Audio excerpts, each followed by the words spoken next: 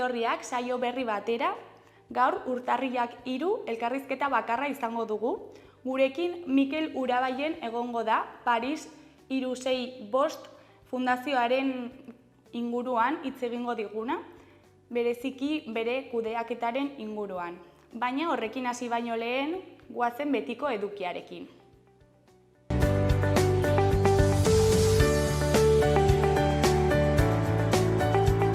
Goazen gaurko efemerideekin. Gaurko egun batean, 1486an, Leonardo da Vincis bere makina hegalaria probatu zuen, arrakastarik gabe. Urte batzuk geroago, 1785 urtean, Errusiak eta Austriak itun bat sinatu zuten Polonia bien artean banatzeko.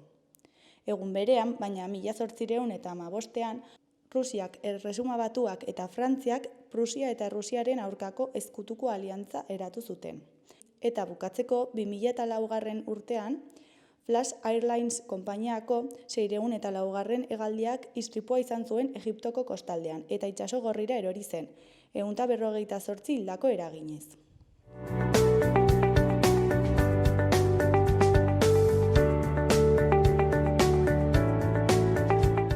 Aste honetarako agenda ikusiko dugu.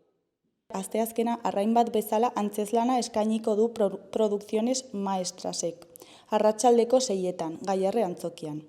Martziali beti gustatu izan zaio arrantza egitea, orduak eta orduak ematea bere txalupa txikian lasaitasunaz gozatzen. Baina azkenaldian badirudi arrainek ihes egiten diotela, agian apur bat despistatuta dabil. Ostegunean, Pergintekin ametsetan ikusteko aukera izango dugu. Pergintekin ametsetan, Henrik Ibsen antzerkigile norvegiarraren eta Edvard Grieg konpositore ospetsuaren lanak ezagutzera eraman nahi dituen kontzertua da, baita John Johnsonen musikaren alderditik dibertigarri eta zentzugabeenak agerian utzi. Pergint aurrez aurreko grinak eta gogoetak saihestezinak pizten jarraitzen duen klasikoa. Arratsaldeko 6etan, Gaiarre antzokian. Ostiralean, Sutagar taldearen kontzertua. Sutagar taldeak Alarma deituriko diska berriarekin dator Iruñeko Zentral Aretora. 2016an Maitasunari pasioa estudioko azken lana kaleratu zutenetik eta bueltan dira eszenatokietan disko berriaren biran. 11 kantaz osaturik eta 60 minutu irauten ditu Alarmak eta hori baita beste asko ere entzuteko parada eskainiko dute. Arratsaldeko 8etan Zentralen. Larunbatean betagarri kontzertua izango da Totemen. Duela 30 urte igo ziren lehenengoz betagarri taldeko kideak oholtzara, eta orain bueltan dira taula gaineran urteurrena ospatzeko. Toten aretoan arratsaldeko 8etan egingo dute kontzertua. Sarrerak 20 euroan eskura daitezke.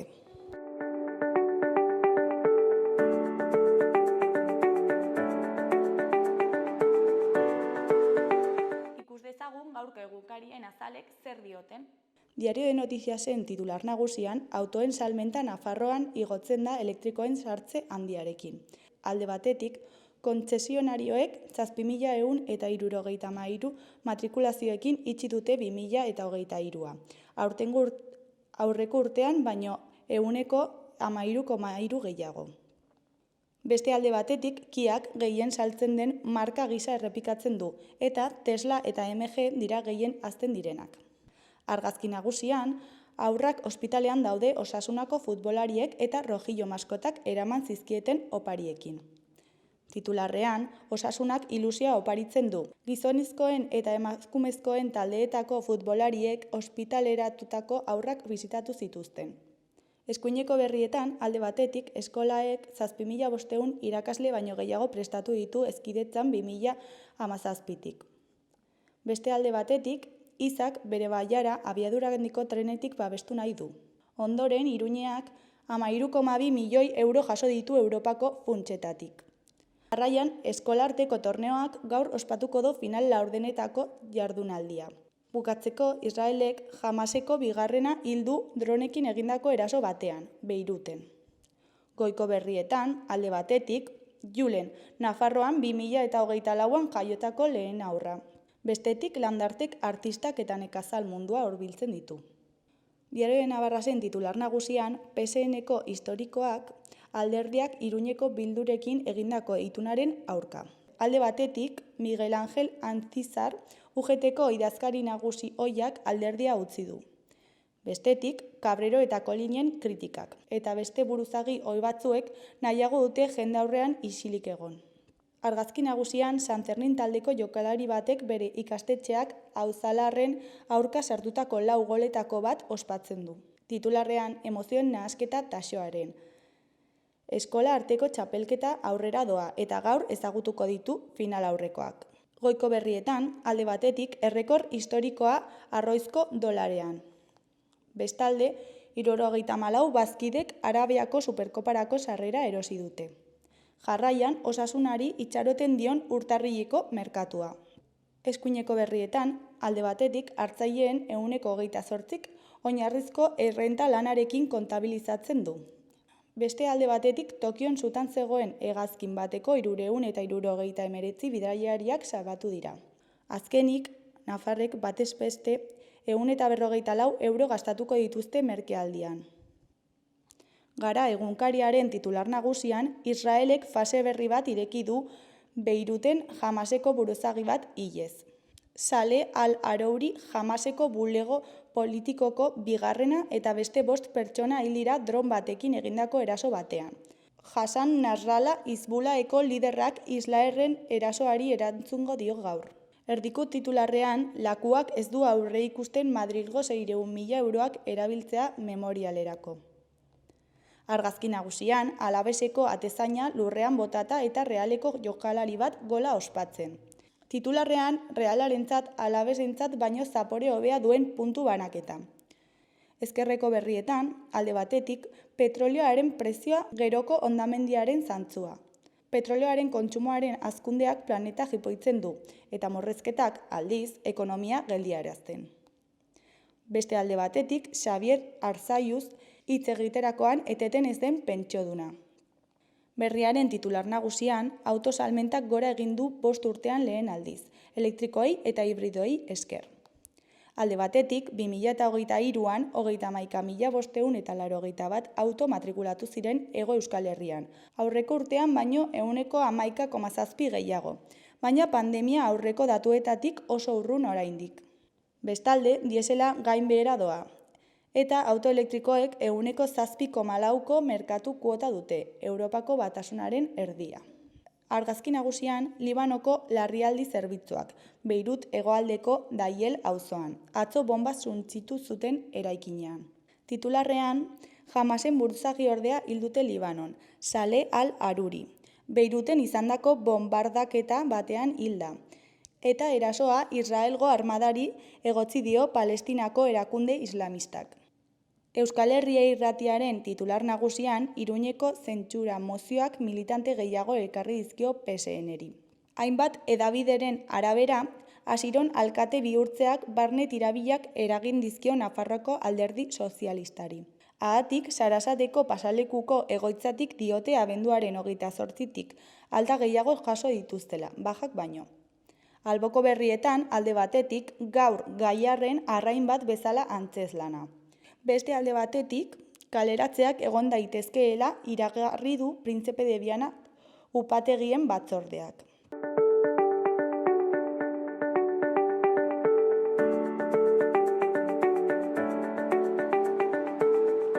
Gaurko eta biharko eguraldia ikus dezagun orain. Gaur, asteazkena, egunaren hasieran hodeiak ugariak izango dira. Eta txoko batzuetan, hegoaldean bereziki, euri pittin bat egin dezake. Beste hainbat lekutan, ordea, ateri eutsiko dio. Arratsaldeak aurrera egin ahala, gainera, ostarteak zabalduko dira. Hego haizeak nabarmen galduko du indarra. Arratsaldean mendebaldeko haizea ibiliko da eta zertxobait gehiago nabarituko da, batez ere kostaldean eta Araba hegoaldean. Temperatura minimoak ez dira askorik aldatuko, eta eguneko minimoak azken orduetan neurtuko dira. Bihar, osteguna, ia egun osoan ateri eutsiko dio. Horrekin batera, eguzkiaz gozatzeko aukera izango da eta erdi mailako hodei eta goi hodeiekin batera ostarte politak zabalduko dira. Barnealdeko leku batzuetan behe-lainoa sortuko da hegoaldean, bereziki Ebro ibarrean, ia egun osoan iraun dezake. Arratsalde gauetik aurrera hodeiak ugarituko dira eta gauean zerua estalita geratuko da. Ordutik aurrera zerua estalita geratuko da. Mendebal hego mendebaldeko haizea ibiliko da, bolada gogorrekin haizeguneetan. Gauean, fronte bat hurbiltzearekin batera, haizeak mendebal ipar mendebaldera egingo du, zakar kostaldean. Temperatura maximoak eta minimoak antzekoak edo apur bat baxuagoak izango dira.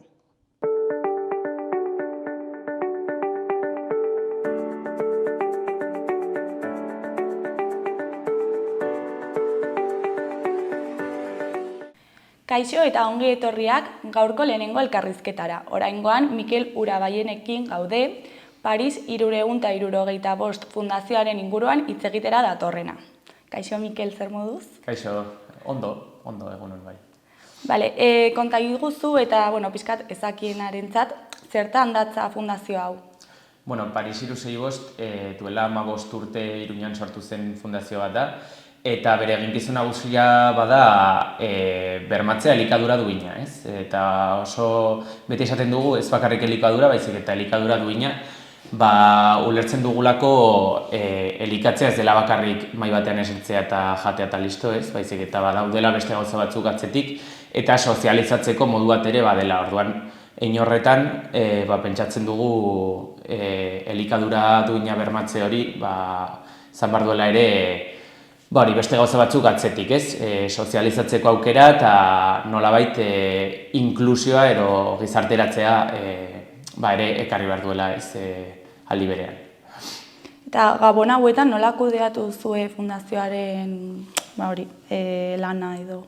Gabonetan funtzionatzen dugu ohiko moduan, baina egia da egiten ditugula beste gauza batzuk, ez, igual bereziagoak direnak beste urteko momentu batzuekin konparatuz. Normalean eskintzen ditugu 3 otordu egunean, euro baten truke, ez, prezio simbolikoa, eta Paris 375 deitzen da egiten dugulako berdina urteko 375 egunetan, ez? Orduan, jarraitzen dugu modu berdinean, baina egia da, adibidez, Tres Reyes hotelekoek prestatu zutela egun batean bazkari berezi bat, beraien menuarekin, eta gero ere banatu genituen opariak despentsan ditugun aurrentzako, zenbat ditugu ere familiak erabiltzaileak direnak. Orduan, egiten ditugu ekimen bereziak, baina beti ere gure egunerokotasun horrekin jarraituz. Eta nola sustatzen duzue jendearen parte hartzea, bereziki igual egun hauetan eta... Egun hauetan esan behar dugu, igual irudi lezakenaren kontra badela oraindik eta errazagoa zen. Jendeak igual urte amaieran ezakit egin nahi du voluntariotza nolabait ezakite, igual egiten dugu urte bukaeran hausnarketa bat eta pentsatzen dugu, zer egin dezaket nire urtea ondo amaitzeko, ez? Eta, pentsatzen dugu voluntariotza bat egitean.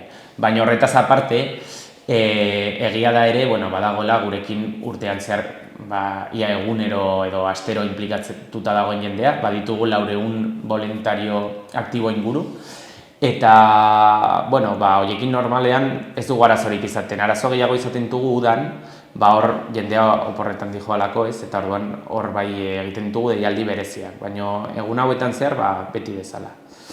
Noiztik zara fundazio honen partaide? Ni sartu nintzen, ni komunikazio arduraduna naiz, eta daramatzat orain egingo ditut 2 urte, eta gero sartu nintzenetik, sartu nintzen ere voluntariotza egitera Parisen, eta egia da bakarrik 12 langile gara, badakigulako ez, badela voluntariotzaren bitartez funtzionatzen duen fundazio bat, eta orduan inorretan gu ere normalean egiten dugu ere voluntariotza hor. Eta zergatik sartu zinen? Hasieran, denok ezagutzen dugu Iruñan Paris 375, eta momentu horretan ni lanbilan bilen, eta bazegoen beste pertsona bat nirekin lan egin zuena lanpostu horretan, eta hartu zuen beste eskaini zioten beste lanpostu bat, eta berak komentatu zidan, oso girona zegoela, oso polita zela fundazioak egiten zuen lana, nik hori ezagutzen nuen, eta saiatu nintzen nuen duela urte batzuk voluntariotza bertan egiten, baina ez zuten momentu horretan jendearen beharrik. Eta, sartu nintzenean, ikusi nuen egiten den lana oso polita dela, eta hor oso gustora nago bai. Eta aurtengo plangintzari helduz, zeintzuk dira ezarri nahi dituzuen proiektuak? Aurten jarraitu nahi dugu azkeneko urteetan egin izan dugunarekin, hau da ez bakarrik elikadura, baizik eta egin izan ditugu beste proiektu batzuk, ez?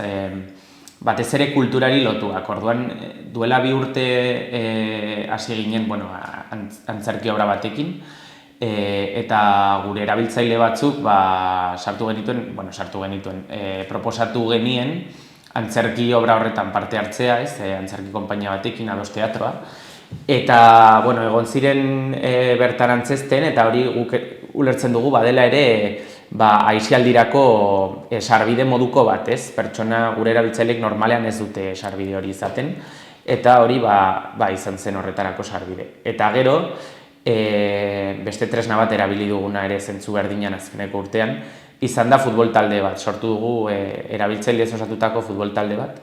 Eta orain 2 proiektu hauek hartu dute beraien ibilbidea, modu independientean, eta horten ekin nahi diogu guk ondo egiten dugunari, badela hori elikadura bermatzea. Eta gero horrelako beste proiektuak sortzen badira, zen normalan izaten dira voluntarioek beraiek proposatutako proiektuak edo, saiatuko gara moldatzen, zen ikusten dugu hori ere badela lehenago esan duan bezala, sozializatzeko modu bat, ez bakarrik elikatzeko.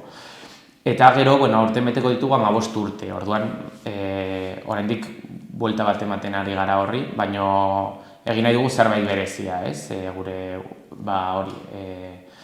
data berezi hori ospatzeko nolabait. Eta zerbait pentsatua duzue? Ari gara, esan moduan, buelta bat ematen, eta oraindik ez dugu ezer zehatzik, baina pentsatzen hasi gara, igual kolaboratzen dugun beste entitate batzuekin, zerbait amankomuna egitea, ez dakigu ez, baina normalean ibiltzen gara espazio ezberdinetan edo gure helburu berdinak dituzten espazio horietan, adibidez geltokin, hitz egin behar dugu, ez dugu, igual orain geltokiko norbaitek ikusten du elkarrizketa eta ez gara beiakin kontaktuen jarri, ez? Baina, emango diogu buelta bat, edo plazaran, edo nonbaiten hor alde zarrean, edo igual hori bai hitz egin dugu, nola da, San Lorentzoko egunan, karo gu San Lorentzoko kalean gaude, orduan San Lorentzoko eguna ospatu izan dugu, edo izan dute noizbaitetan Paris 365, ateratzen dituzte hor mailak eta egiten dute hor bazkari bat.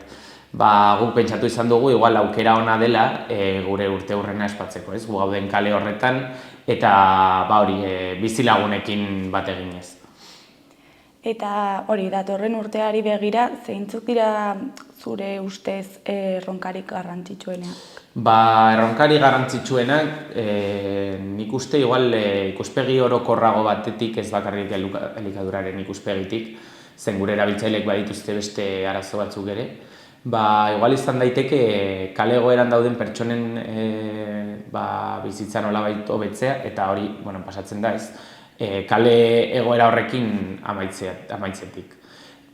Orain ikusi dugu udala aldatu dela, Iruñeko udala, eta Asironek esan du bere helburu nagusia edo bere lehenengo helburua, badela hori kale egoeran dauden pertsona hoiei nolabait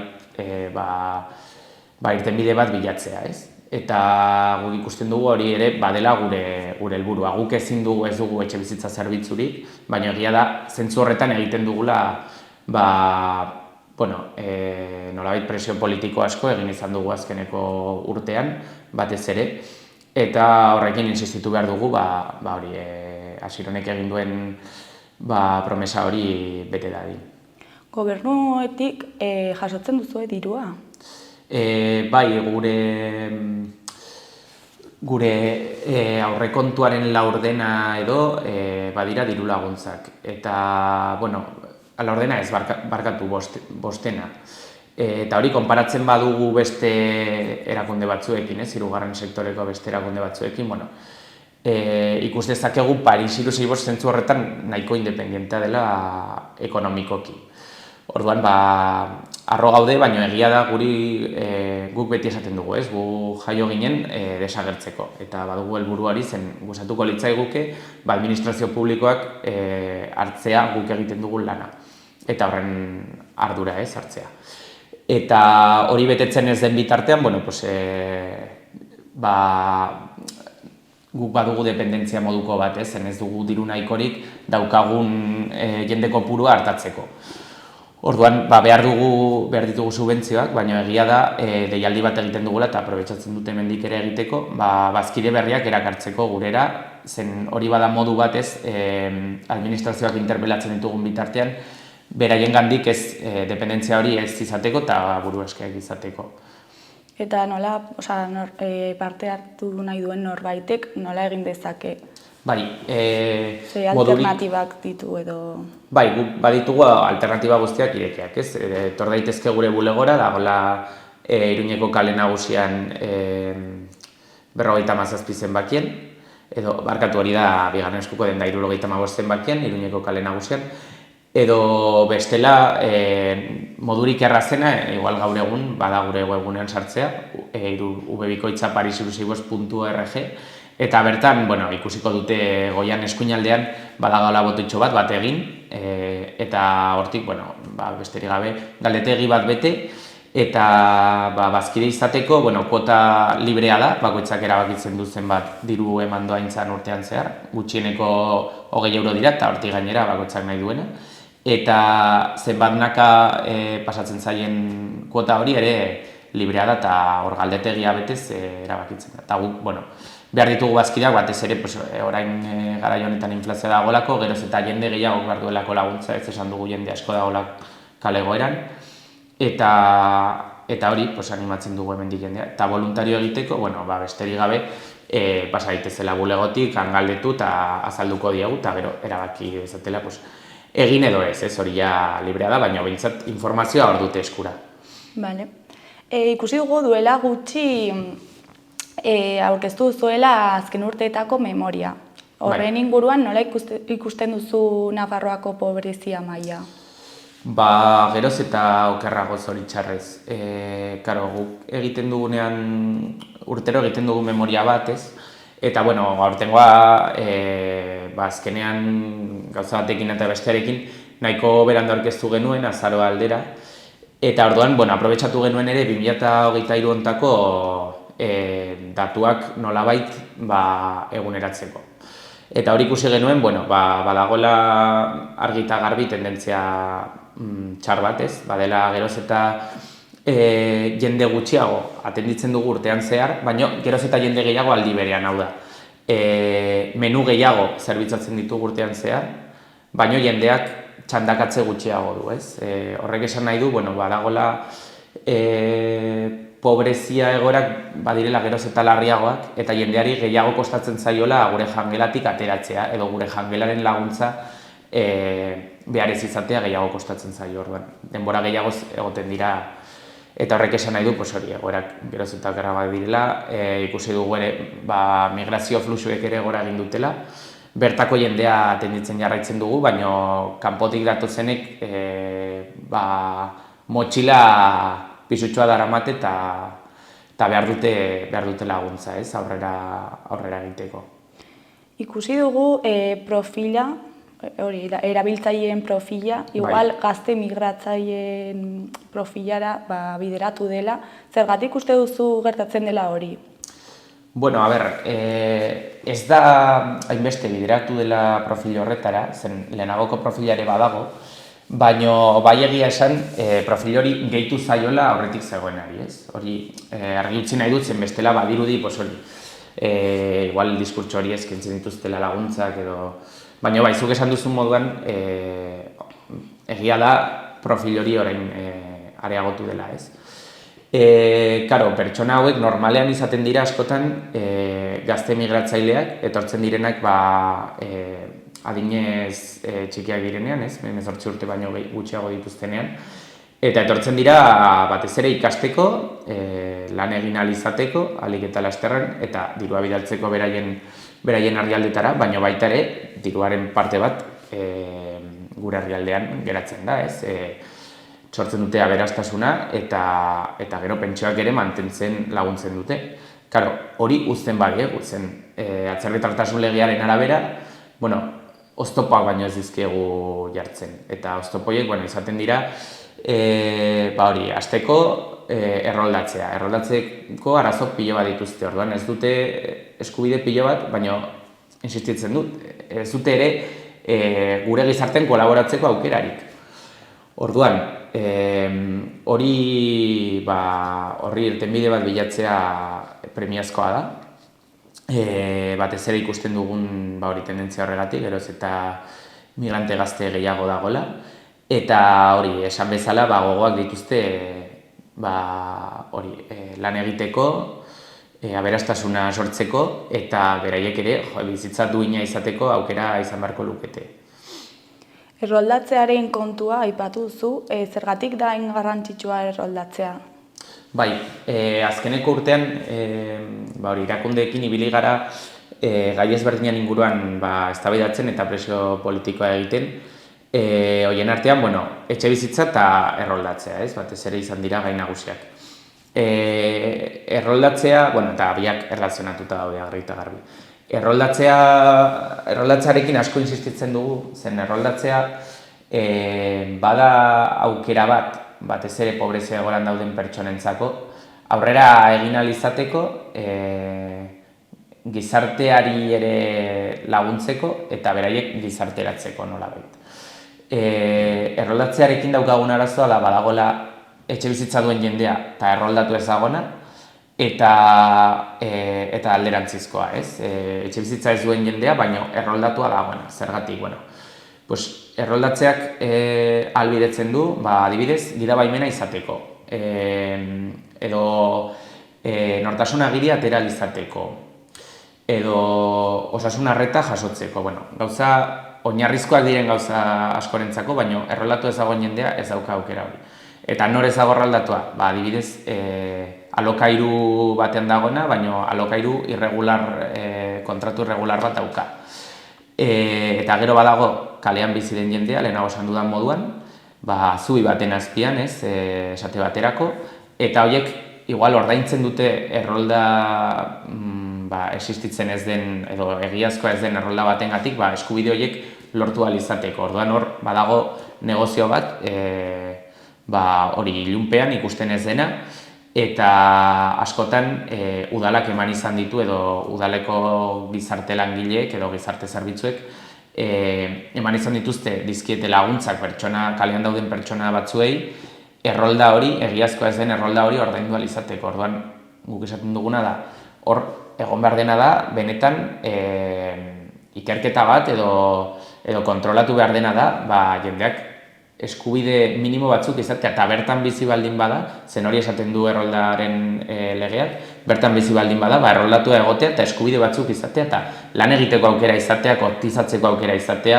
pentsioak mantentzeko aukera izatea, hori ere onura da gizartearentzako. Orduan guk esaten duguna da, udalari errespeta dezan orain dagoen legea eta jendea erroldatzeko, hemen bizi baldin badira eta gizarte zerbitzuek baldin badakite, erroldatzea eta modu horretan amaitzen dugu problema horrekin. Fundazioan nabari izan duzue krisia? Bai, nabari izan dugu argi eta garbi. Igo izan dira, orain ez dakizkit datuak memoriz, baina gutxi gora bera, gure prezioak igo izan direla 140 inguru, eta guztira gastatu behar izan duguna, doaintzan jasotzen dugu asko, baina gero beste gauza pilo bat erosi behar ditugu. Adibidez, olioa eta esnea orain hain garesti daudenak erosi behar ditugu. Eta aldiz doaintzak jaitsi dira, gutxi gora berantzeko parezido, 140. Orduan, karo, horrek etorkizunean, oreka oso kolokan jartzen du, ez? Eta horregatik egiten dugu deialdia, bazkide berria jasotzeko, ezin delako mantendu, eta batez ere ikusten dugulako, esaten dugu, inflazioa, krisialdia ezakitzer, badirudi, epe baterako dela, baina ikusi genuen koronavirusa, gero Ukrainakoa, orain Palestinan ere, horiek migrazio fluxuak sortzen ditu, prezioak igotzen ditu ere gure mertakoan, orduan, dena pilatzen da, eta nabaritu dugu asko. Ja bukatzeko, eta lehen aipatu duzun moduan, fundazio hau desagertzeko sortu zen. Nola ikusten duzu bere etorkizuna? Guk, bertan lan egiten dugunok argi daukagu hori, zuk esan duzuna, desagertzeko sortu zela, hori erabaki zuten bere garaiko sortzailek, eta gaur egun helburu hori mantentzen dugu. Baina, zoritxarrez oso urrun ikusten da etorkizun hori, edo helmuga hori. Orduan, bitartean jarraituko dugu elikadura duina bermatzen, baina batez ere jarraituko dugu ere presio hori egiten administrazioari, hain urrun dugun utopia hori nolabait geroz eta gehiago hurbiltzeko gure gana. Mikel, mila esker gurekin egoteagatik eta zorte handia izan zuen fundazioaren helburuekin. Eskerrik asko zuei.